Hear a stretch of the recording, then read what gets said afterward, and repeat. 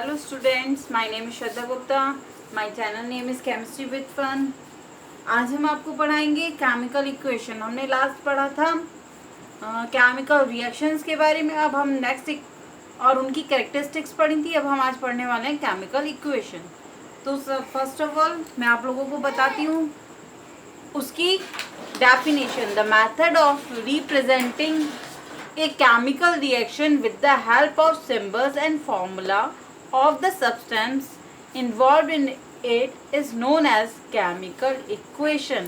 इसका मतलब ये है कि कोई भी केमिकल रिएक्शन को रिप्रेजेंट करने का जो मेथड होता है किसके साथ, सिंबल्स के साथ. सिंबल्स क्या होते हैं, जैसे आपका Zn जिंक है, जिंक का सिंबल क्या हो गया, Zn हो गया.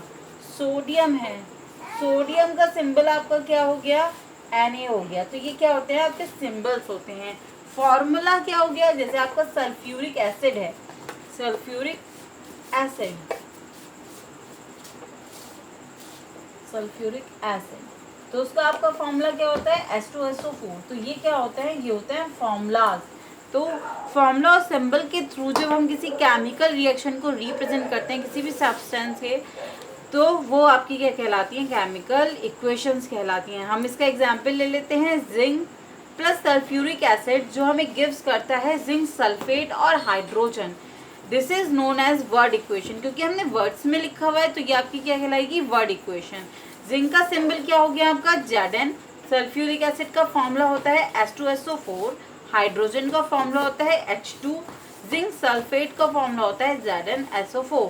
तो आपके सिंबल में और फॉर्मूला में ये रिएक्शन क्या हो गई, Zn plus H2SO4 gives ZnSO4 plus H2. तो ये आपकी क्या है, रिएक्टेंट, और ये आपका क्या है, प्रोडक्ट. ये आपका क्या बना, प्रोडक्ट. तो रिएक्टेंट्स क्या होते हैं, द सब्सटेंस विच कंबाइन और रिएक्ट आर नोन एज, जो कंबाइन होते हैं मतलब जिनके बीच में प्लस का साइन होता है, आपस में कंबाइन होते हैं और रिएक्ट करते हैं, रिएक्शन में रिएक्ट करते हैं, वो आपके रिएक्टेंट होते हैं. और जो बाद में हमें मिलते हैं न्यू सब्सटेंसेस, वो आपके क्या होते हैं, प्रोडक्ट. ये मैंने आप लोगों को पहले भी बताया है, रिएक्टेंट क्या होते हैं और प्रोडक्ट क्या होते हैं. रिएक्टेंट हमेशा लेफ्ट साइड होते हैं और प्रोडक्ट हमेशा आपके राइट हैंड साइड होते हैं. अब हम आगे पढ़ेंगे balanced and unbalanced chemical equation.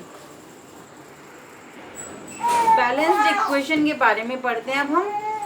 A balanced equation has an equal number of atoms of different element in the reactant and product. कहने का मतलब है कि बैलेंस्ड इक्वेशन जो होती है आपकी, क्या बैलेंस्ड इक्वेशन, उसमें क्या होते हैं, इक्वल नंबर होते हैं एटम्स के, किसमें, डिफरेंट एलिमेंट के जो एटम्स होते हैं, किसमें, रिएक्टेंट में भी और प्रोडक्ट में. वो कैसे होते हैं, इक्वल नंबर के होते हैं बैलेंस्ड इक्वेशन में. आपको ऐसे क्लियर हुआ हो ना हुआ हो, आपको एग्जाम्पल के थ्रू हो जाएगा. जैसे आपकी ये रिएक्शन जो अभी हमने पहले वाले में केमिकल इक्वेशन के भी एग्जाम्पल में पढ़ी थी, जब जिंक सल्फ्यूरिक एसिड के साथ रिएक्ट करता है, वो वाली पढ़ी थी.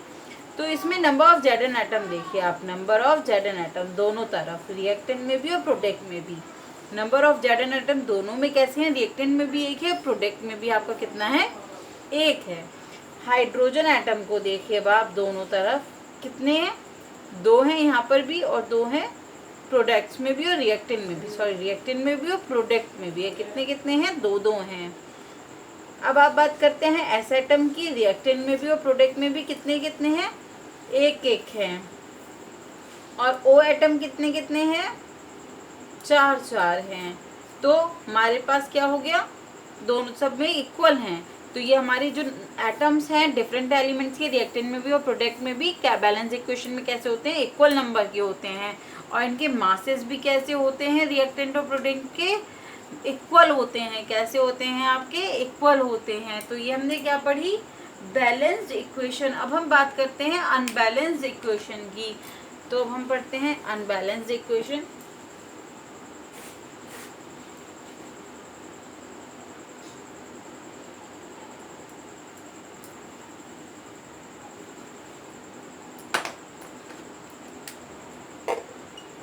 इसे हम हाथ के हाथ पढ़ते रहेंगे.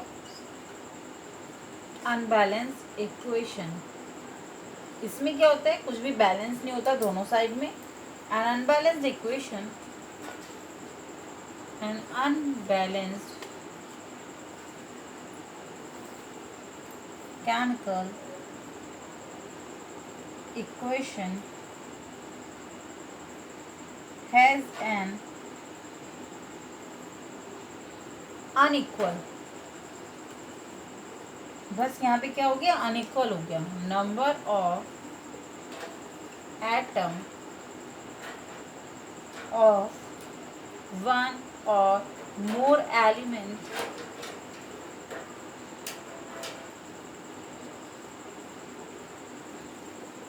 in the reactant and product। तो क्या बोला मैंने, बोला कि एक अनबैलेंस जो केमिकल इक्वेशन होती है, कैसी अनबैलेंस केमिकल इक्वेशन जो होती है उसमें अनइक्वल नंबर होते हैं एटम्स के, एक या एक से ज़्यादा एलिमेंट के, रिएक्टेंट में भी और प्रोडक्ट में भी। तो हम अब इसका एग्जांपल पढ़ते हैं।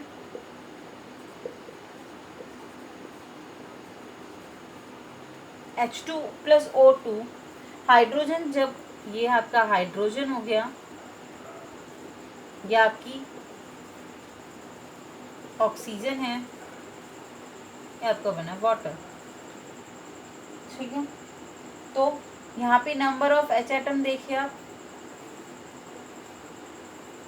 दोनों साइड, और नंबर ऑफ O एटम देखेंगे हम आप। तो नंबर ऑफ H एटम देखिए दोनों साइड कितने कितने हैं, रिएक्टेंट में भी और प्रोडक्ट में भी दो दो हैं दोनों तरफ, रिएक्टेंट में भी और आपके प्रोडक्ट में भी दो दो हैं, ये तो आपके बैलेंस्ड है। अब O एटम को देखिए, इधर 2 है, इधर कितना है, इधर तो 2 है रिएक्टेंट में, प्रोडक्ट में कितना है 1, तो ये कैसा हो गया, अनबैलेंस्ड हो गया। तो यही बात हम आपको समझाना चाह रहे थे कि अनबैलेंस्ड इक्वेशन में क्या होता है, इक्वल नहीं होता, अनइक्वल होता है। कुछ इक्वल, वन और मोर इसलिए लिखा है कि एक या एक से ज्यादा एलिमेंट के रिएक्टेंट और प्रोडक्ट में एटम अनइक्वल हो सकते हैं। तो यहाँ पे कितना है, एक है, एक बैलेंस है और एक अनबैलेंस है, तो ये आपकी अनबैलेंस्ड इक्वेशन हो गई। अनबैलेंस्ड इक्वेशन के जो में मासेस जो होते हैं वेरियस एलिमेंट्स के, वो भी कैसे होते हैं, मासेस जो होते हैं वो भी अनइक्वल होते हैं एटम्स के, एलिमेंट्स के। ओके, तो ये हमने क्या पढ़ी, अनबैलेंस्ड इक्वेशन पढ़ ली। अब हमारा नेक्स्ट टॉपिक जो आता है वो बैलेंसिंग ऑफ केमिकल इक्वेशन। अब हम इन अनबैलेंस्ड इक्वेशन को कैसे बैलेंस करते हैं वो पढ़ेंगे। तो हमारा क्या है, नेक्स्ट टॉपिक है balancing of chemical equation.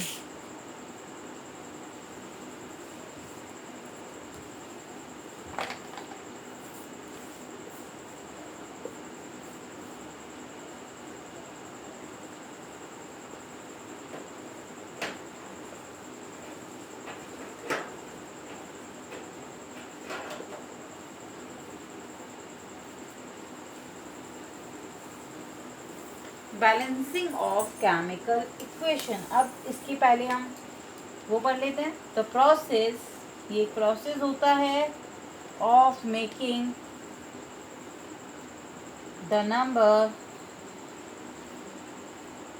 Of different type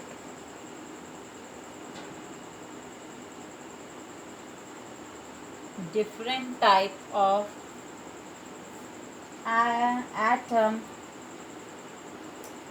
equal on both the sides। मतलब हमें, कि मैंने आप लोगों को अभी पहले भी बता दिया कि इक्वल करना, type of atom equal on both sides of an equation is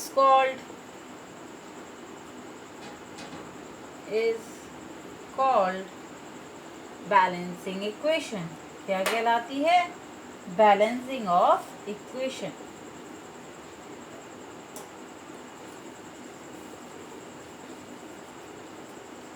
तो आप लोगों को कुछ समझ में आया। मैंने बोला कि जो प्रोसेस होता है, क्या, process of making the number of different type of atoms, मतलब डिफरेंट टाइप के जो एटम्स होते हैं वो क्या करते हैं, हम इक्वल करते हैं बोथ साइड्स में एक इक्वेशन में, उसी क्या कहते हैं, बैलेंसिंग। जैसे आपने रिएक्शन पढ़ी थी H2 plus O2 gives H2O, ये दे रहा था आपको, तो इसमें हमारा क्या है, ओ एटम बैलेंस नहीं है, तो हम इसे क्या करेंगे, बैलेंस करेंगे। तो उसी को हम क्या कहेंगे, बैलेंसिंग करना कहेंगे किसी भी केमिकल इक्वेशन को। तो हम इसी एग्जाम्पल को ले लेते हैं, हम इसी इक्वेशन को पहले आपको दिखाते हैं कि कैसे हम बैलेंस करते हैं। हमने क्या किया था, इसमें नंबर ऑफ एच एटम देखे थे, नंबर ऑफ एच एटम और नंबर ऑफ ओ एटम लिखे थे दोनों साइड के, कितने कितने थे, ये मैं दोबारा से लिख रही हूँ, 2 थे, इसमें ये 2 था, ये 1 था, यही था ना आप लोगों का। तो अब हम इसे हाइड्रोजन को और उसे हमें बैलेंस करना है। तो हम देखते हैं, इधर 2 है, इधर कितना है, 1 है। हम अगर इधर 2 लिख दें तो अब इधर ये H कितने हो गए, 4 हो गए। तो हमें इसे 4 को अब इधर बैलेंस करना होगा, तो हम इधर क्या लगा देंगे, 2। तो मतलब कि 2 हाइड्रोजन एटम लेने पर हमें 2 वाटर मॉलिक्यूल्स करने पड़ेंगे। इधर एक 2 लगाने से हमारी ये 4 हो गए, देखो 2 2 जा 4। तो इसे ऐसे ही देखते हैं कि 2 से इस वाले 2 की मल्टीप्लाई करके देख लेते हैं, ये कितने हो गए, 2 2 जा 4, 2 यहाँ पे आप मानेंगे कि 1 होता है, यहाँ पे 1 मानते हैं, 2 1 जा 2। तो इधर देखिए 2, क्योंकि यहाँ पे 1 मानोगे तो 2 1 जा 2, 2 2 जा ये कितने हो गए आपके, 4 हो गए। तो इधर भी 4, इधर 1 2 सॉरी 2 1 से 2, इधर भी ये भी 2 हो गए। तो ये हमारी कैसी हो गई, बैलेंस्ड हो गई। लेकिन हम इसे नीचे लिखेंगे, तो मैं ये रफ कर देती हूँ, क्लियर तो मैंने आपको यहाँ पे कर दिया। तो हमें बैलेंस करने के लिए हमने क्या किया है, हमने किया है H2 plus O2 gives 2H2O। तो हमारा क्या हुआ, यहाँ पे भी हमने एक 2 लगा दिया, यहाँ पे एक 2 लगाया है, तो ये हमारी क्या हो गई, बैलेंस्ड हो गई। सबसे पहले हमने ये 2 लगाया था, फिर ये 2 लगाया था, ठीक है। तो हमने मतलब पहले प्रोडक्ट में 2 हाइड्रोजन ऐड करे, फिर 2 हाइड्रोजन और 2 ऑक्सीजन ऐड करें, फिर हमने रिएक्टेंट में 2 हाइड्रोजन, ठीक है। ऐसे आप थ्योरी लिखना चाहें तो थ्योरी में लिख लेंगे कि सबसे पहले हमने क्या किया, first of all we added 2 hydrogen and 2 oxygen in the product and then we added 2 hydrogen atom in reactant, ठीक है। ये हो गई आपकी क्या, बैलेंसिंग ऑफ केमिकल इक्वेशन। बस ये आपका बैलेंसिंग इक्वेशन में यही था, आप लोगों को और कुछ भी नहीं था इसमें।